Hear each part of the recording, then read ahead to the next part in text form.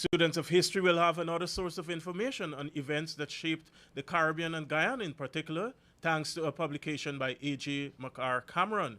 The text chronicles the 1763 Berbice Uprising, and according to the man who reviewed it, Professor Emeritus Dr. Alvin Thompson, students and teachers of Caribbean history will be well served reading it.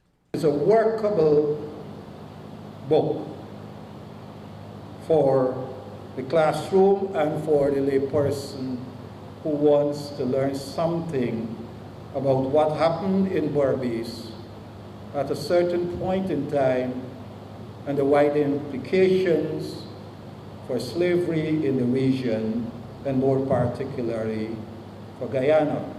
The author says the book has taken 2.5 decades to be finally printed and came as a result of the move by Caribbean governments to replace the British exams with the Caribbean Examinations Council, the CXC. It is, as you will now be aware, a text for schools.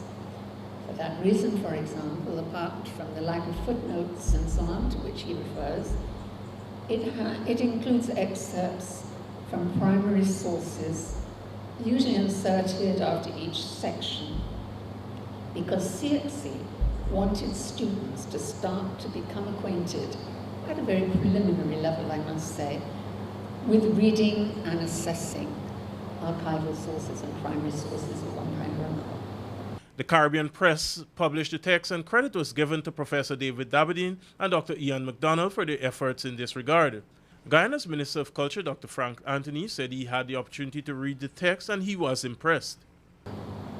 And I think the audience that it was aimed at would really find it to be a very useful text. And as was said before, the chronology, because sometimes when we read history, the way that it's presented, it's sometimes not presented in a very chronological manner. And therefore, if you're not careful, you can easily get mixed up. But this particular work set it out in a very nice manner. And it's a very easy... The text will be available to schools and at bookstores. For Capital News, Roll Collins.